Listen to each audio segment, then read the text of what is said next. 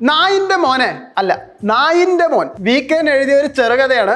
ഞാൻ അത് ഇവിടെ ഒന്ന് വായിക്കാം. ശങ്കുണ്ണി മേനോൻ അന്തരിച്ചു. വൈകുന്നേരം 4 മണിക്കായിരുന്നു അന്ത്യം. ഗടാഗടിയനും താന്തോന്നിയും അസാമാന്യ ധൈര്യശാലിയുമായിരുന്നു. രാവിലെ 10 മണിയോടെ നാട് നീങ്ങും എന്നായിരുന്നു വൈദ്യൻ വിധിച്ചത്. വൈദ്യനെ പോലും തോൽപ്പിച്ച് 6 മണിക്കൂർ. ഭാര്യയും മക്കളും മരുമക്കളും എല്ലാം അടുത്തുണ്ട്. വൈദ്യരുടെ പ്രവചനത്തെ പോലും തോൽപ്പിച്ച മേനോനോട് അയൽക്കാർക്കും ബഹുമാനമായിരുന്നു. മരിച്ചു കിടക്കുന്ന മേനോന്റെ പ്രൗഢഗംഭീര മുഖത്ത് നോക്കി അയലത്തെ പെണ്ണുങ്ങൾ മൂക്കത്ത് വിരൽ വെച്ച് അടക്കം പറഞ്ഞു. എന്തൊരു പ്രൗഢിയാണ്! ചത്ത് കിടക്കുമ്പോഴും ചമഞ്ഞു കിടക്കുന്നത് കണ്ടില്ലേ? തറവാട് ക്ഷയിച്ചെങ്കിലും കോലത്ത് ഒന്നിനും കുറവില്ലായിരുന്നു.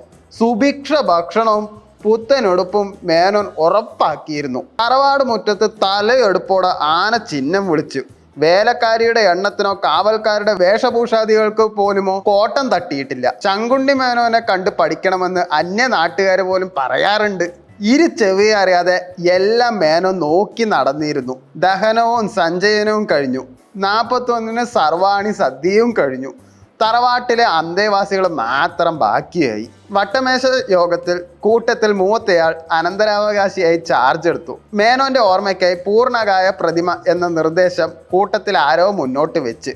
കൊള്ളാമെന്ന് എല്ലാവരും സമ്മതിച്ചു. കണക്കപ്പിള്ളയോട് ഖജനായുടെ വിവരം വായിക്കാൻ ആവശ്യപ്പെട്ടു.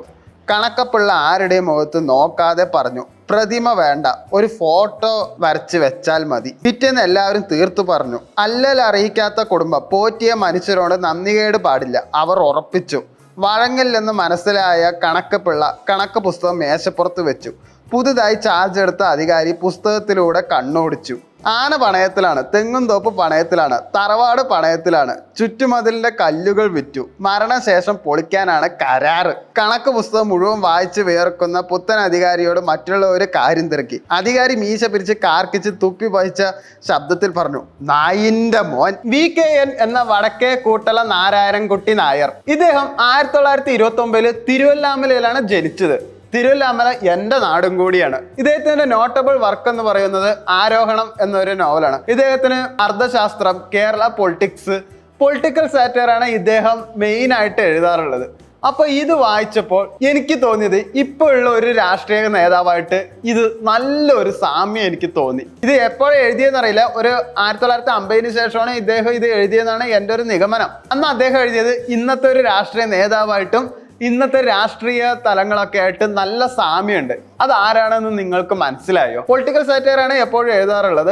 അതുകൊണ്ട് കാര്യങ്ങളെല്ലാം കുറച്ച് കോമിക്കായിട്ടും വളഞ്ഞുമാണ് പറയാറുള്ളത്. വളഞ്ഞു പറഞ്ഞ വ്യക്തി ആരാണെന്നുള്ളതും ആ പാർട്ടി ഏതാണെന്നുള്ളതും നിങ്ങൾക്ക് മനസ്സിലായെങ്കിൽ താഴെ കമന്റ് ചെയ്യൂ.